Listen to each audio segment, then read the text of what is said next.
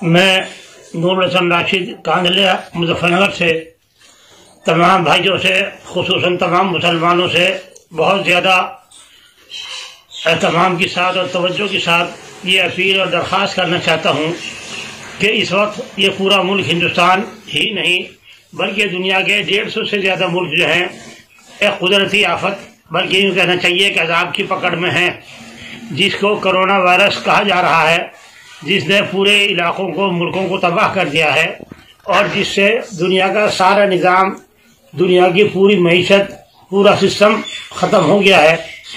تو چونکہ ہم اس ملک کے رہنے والے ہیں اور جون جس ملک کا رہنے والا ہو اس کی ذمہ داری ہے کہ جب کوئی ایسی بات آئے، جب کوئی پریشانی ہو، جب کوئی مسئلہ ہو تو وہ سب کے ساتھ کھڑا ہو اور جو اس میں مدد کر سکتا ہو اور جو اس میں ہاتھ بٹا سکتا ہو اس کو ہاتھ بٹانا چاہیے۔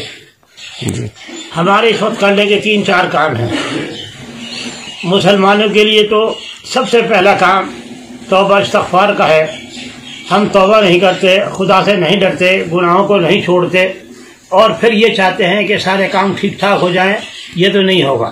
ہمیں اپنے آپ کو ٹھیک کرنا ہی پڑے گا، گناہوں کو چھوڑے، توبہ کریں، اس کا اعلان کریں، جس پر ظلم کیا ہے اس سے معافی مانگیں اور جو غلط کام کیا ہے اس کو بالکل ختم کریں۔ دوسری بات، سب سے بڑی ذمہ داری کی صفائی کا اہتمام ہے۔ ہمیں خود کو، اپنے آپ کو، اپنے گھروں کو، اپنے گلیوں کو، اپنے گاؤں بستیوں شہروں کو سب کو بہت اچھی طرح صاف رکھنا چاہیے اور جہاں جہاں جو گندگی، جو خرابی ہے اس کو دور کرنا ہماری ذمہ داری ہے۔ ہم خود بھی پاک صاف رہیں۔ بالکل یہ ایک اصول کی بات ہے، ساری دنیا اس کو مانتی رہی ہے کہ جو آدمی بالکل پاک صاف رہتا ہے اس پر بیماری کا اثر ذرا دیر میں اور کم ہوتا ہے۔ ہم لوگوں کو پاک رہنا چاہیے، نہا کر رہیں، وضو کر کے رہیں، ہاتھ پاک صاف رکھیں، صابن سے دھوتے رہیں، ڈیٹول سے دھوتے رہیں۔ اور اس سلسلے میں ہمارے ہاں ڈاکٹر صاحبان، گورنمنٹ اور ہمارے افسران جو کچھ کہہ رہے ہیں ہمیں ان کی ہدایتوں کا بھی پورا دھیان رکھنا چاہیے۔ اس میں ہماری بات نہیں ہے، وہ تو پورے سماج کی بات ہے، وہ تو پورے ملک کی بات ہے، وہ پورے علاقے کی بات ہے۔ ہماری تھوڑی سی غلطی خود ہمیں اور دوسروں کو بہت زیادہ نقصان پہنچا سکتی ہے۔ اس لیے ہمیں سب کو بہت ہی سمجھداری کے ساتھ صفائی کا اہتمام کرنا چاہیے اور لوگوں سے ملنا جلنا ابھی جب تک کہ یہ بیماری ہے کم رکھنا چاہیے۔ بھیڑ بھاڑ کرنا، کہیں اکٹھے ہونا، زیادہ لوگوں سے گلے ملنا، بہت زیادہ مسافر کرنا، بہت مجمع لگانا، یہ سب باتیں ٹھیک نہیں۔ اور اس میں ایک بہت ضروری بات آتی ہے نماز کی۔ نماز ہر مسلمان پر فرض ہے، اس کو ہر حال میں پڑھنی چاہیے، لیکن جب ایسے حالات ہوں، شریعت میں اور کئی موقع ایسے ہیں جس میں اس بات کی اجازت ہے کہ اگر کوئی جا نہیں سکتا مسجد میں تو نہ جائے، اس کو بھی اسی میں شامل کرنا چاہیے۔ چونکہ ڈاکٹر اور سائنسداں یہ کہہ رہے ہیں کہ لوگوں کے جمع ہونے سے یہ بیماری تیزی سے پھیلتی ہے، اس لیے ہم لوگوں کو چاہیے کہ مسجدوں میں نمازیں تو ہوں اہتمام سے، لیکن اس میں بھیڑ بھاڑ نہ ہو۔ بھیڑ بھاڑ کا مطلب یہ ہے کہ 10، 12، 15، 20 آدمی سے زیادہ نہ ہو۔ یہ بات حکومت کہہ رہی ہے، اس سے پہلے کہ ہمیں کوئی پریشانی ہو ہمیں اس پر عمل کر لینا چاہیے۔ یہ ہو سکتا ہے اور ہونا چاہیے کہ ہم سب اپنی بیٹھکوں میں، ہم اپنے گھروں کے برآمدے میں، ہم اپنے گھر کے سامنے کھلی جگہ میں وہاں نمازیں کر لیں، خاص طور سے بچے وہاں پڑھ لیں، بوڑھے وہاں پڑھ لیں۔ اور اگر مسجدوں میں جانے سے زیادہ مجمع ہوتا ہے تو وہاں جوانوں کو بھی جماعت الگ الگ کر لی چاہیے۔ مسجد کی ایک جماعت کی جگہ محلے میں 10 جگہ جماعتیں ہو سکتی ہیں، اس میں شاید کوئی برائی نہیں ہے اور اس بات کا اہتمام کرنا چاہیے۔ اسی طرح اب جمعہ کی نماز کا بھی مسئلہ آ رہا ہے کہ سب لوگ آتے ہیں۔ جمعہ کی نماز کی بھی 2 صورتیں ہیں۔ ایک صورت تو یہ ہے کہ ہم لوگ جمعہ کی نمازیں کئی جگہ کر لیں، چھوٹی چھوٹی۔